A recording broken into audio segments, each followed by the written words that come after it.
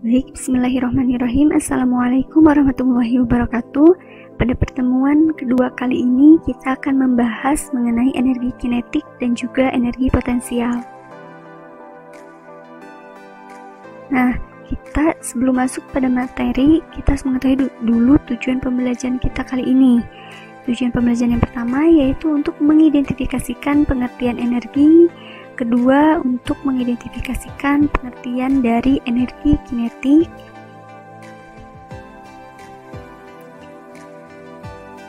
Tujuan yang ketiga yaitu untuk mengidentifikasikan pengertian dari energi potensial. Kemudian tujuan yang keempat yaitu untuk menghitung nilainya energi kinetik dan juga energi potensial dari sebuah benda.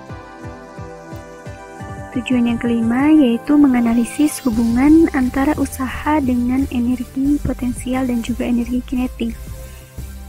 Yang keenam yaitu menerapkan konsep energi dalam penyelesaian kehidupan sehari-hari.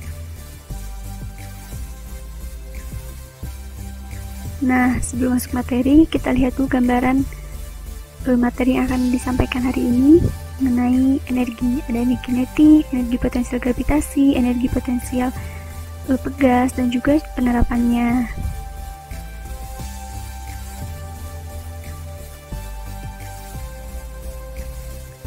Pernahkah kalian mendorong sebuah mobil yang mogok? Nah, setelah itu apa yang kalian rasakan? Tentunya kalian pasti akan merasa kelelahan, bukan?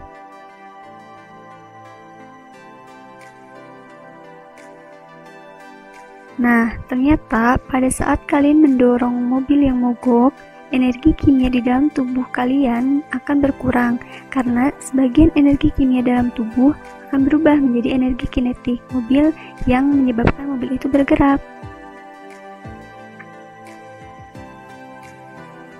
Nah, energi secara umum adalah kemampuan untuk melakukan usaha.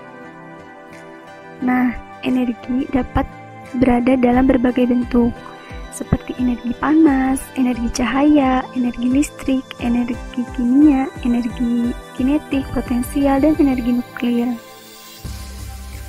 Nah, untuk bahasan kali ini kita akan membahas dua bentuk energi, yaitu energi kinetik dan juga energi potensial.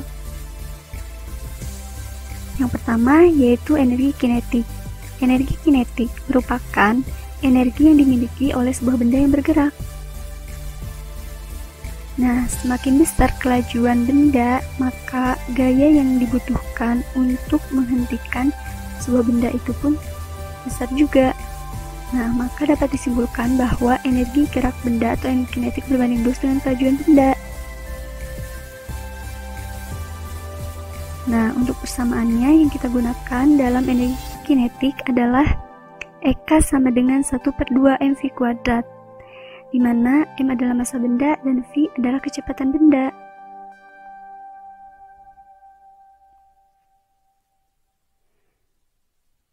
Selanjutnya kita akan bahas mengenai hubungan antara usaha dengan energi kinetik. Hubungannya adalah W sama dengan perubahan dari energi kinetiknya.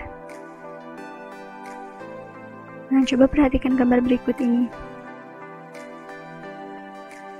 Usaha yang dilakukan oleh gaya yang menggerakkan mobil dari V1 ke V2 sama dengan perubahan energi kinetik mobil dari V1 ke V2. Nah, ini adalah contoh penerapan energi kinetik dalam kehidupan sehari-hari. Nah, ini merupakan gambar permainan biliar. Nah, ketika kamu memukul bola biliar yang dalam keadaan diam, maka bola biliar tersebut akan bergerak dengan kecepatan tertentu. Nah, semakin besar gaya yang diberikan pada bola, maka semakin besar pula bola biliar itu akan bergerak. Maka energi kinetiknya pun semakin besar. Nah, yang kedua adalah energi potensial. Energi potensial yang akan dibahas yaitu energi potensial gravitasi dan juga energi potensial pegas. Yang pertama yaitu energi potensial gravitasi. Nah, yaitu energi yang dimiliki suatu benda karena kedudukan terhadap suatu bidang acuan tertentu. Semakin tinggi benda di atas permukaan, maka semakin besar pula energi potensial yang dimiliki benda. Persamaannya adalah EP sama dengan mgh. M adalah massa, G adalah kecepatan gravitasi, dan H adalah ketinggian. Nah, coba perhatikan gambar berikut ini. Ada dua buah bola, bola A dan juga bola B. Nah, kita tetapkan tanah sebagai titik acuan benda. Jika benda itu mulai bergerak, maka acuannya dari tanah, dan begitupun jika benda itu mulai menuju pada tanah, maka itulah titik acuannya. Maka energi potensial yang dimiliki bola A lebih besar dibandingkan dengan energi potensial bola B, karena ketinggian dari bola A lebih tinggi dibandingkan ketinggian pada bola B. Nah, hubungan antara usaha dengan energi potensialnya dinyatakan dengan W sama dengan perubahan dari energi potensial. Nah, perhatikan gambar berikut ini. Usaha yang dilakukan oleh gaya yang menggerakkan benda dari H1 ke H2 sama dengan perubahan energi potensial dari H1 ke H2. Nah, yang kedua yaitu energi potensial pegas. Potensial pegas ini berhubungan dengan benda-benda yang bersifat elastis seperti pegas.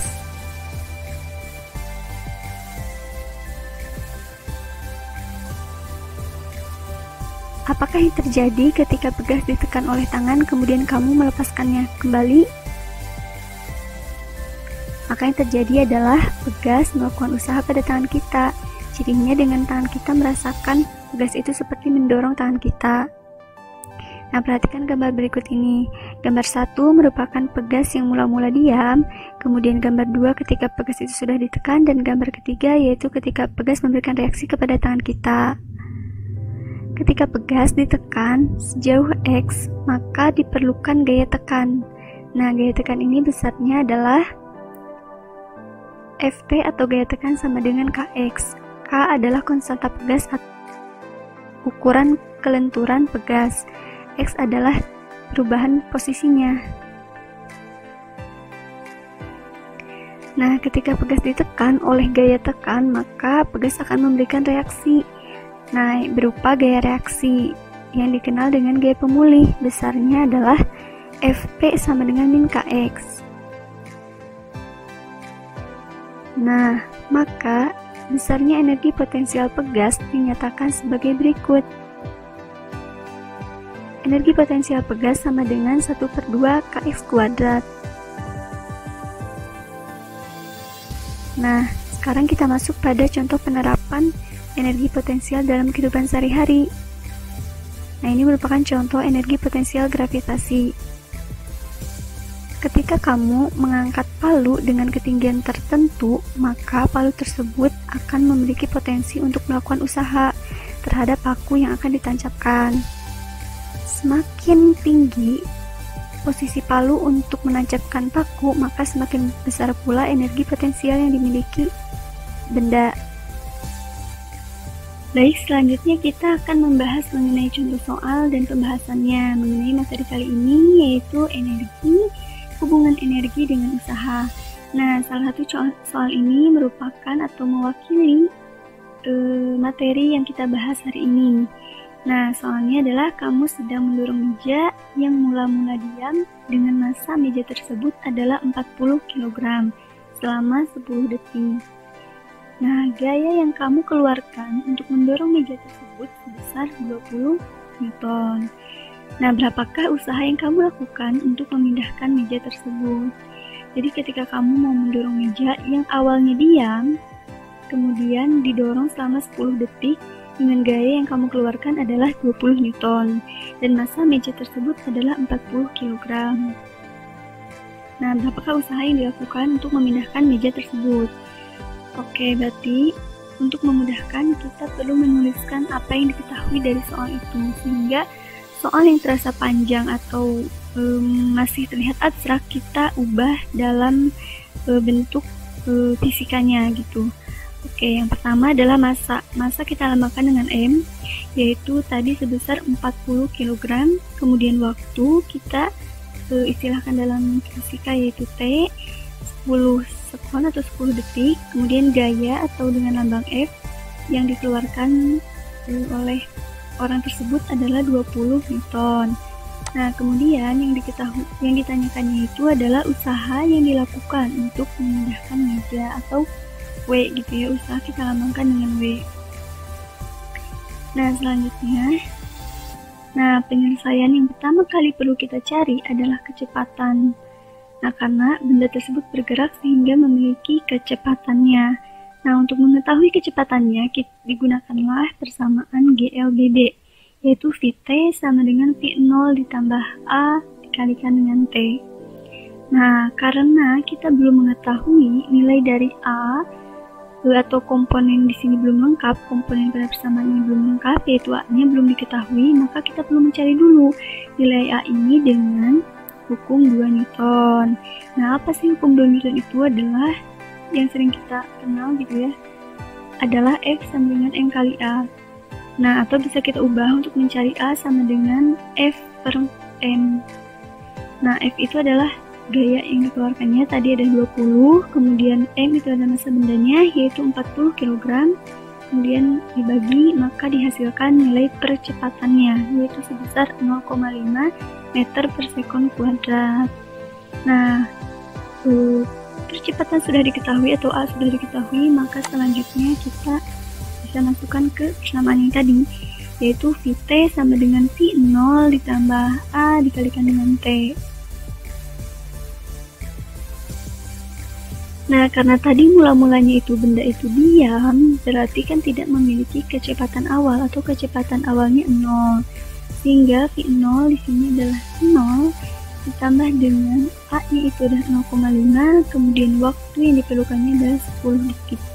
Kemudian dihasilkan kecepatan akhirnya adalah 5 meter per sekon. Kecepatan bendanya 5 meter per sekon. Nah, selanjutnya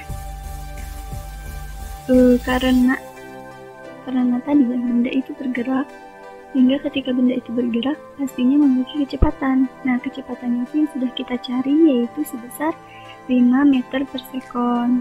Nah, maka untuk menyelesaikan permasalahan ini digunakanlah persamaan hubungan antara usaha dengan energi kinetik. Nah, karena kecepatan itu kan identik dengan energi kinetik, sedangkan energi potensial yang kita bahas adalah identik dengan adanya ketinggian atau perubahan posisi ketinggian, seperti itu. Jadi yang digunakannya adalah hubungan antara usaha dengan energi kinetik. Nah, coba kita ingat-ingat lagi bagaimana hubungan antara keduanya. Nah, hubungan keduanya adalah usaha itu sama dengan perubahan dari energi kinetik. Nah, yang namanya perubahan pasti ada selisih atau ada perbedaan ya. Dia ada perbedaan di posisi awal dan posisi akhirnya gitu. Sehingga energi kinetik akhir dikurangi dengan energi kinetik awal.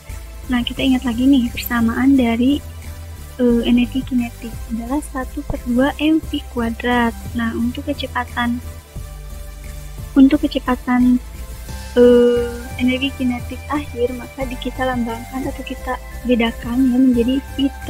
Vt itu adalah kecepatan akhir.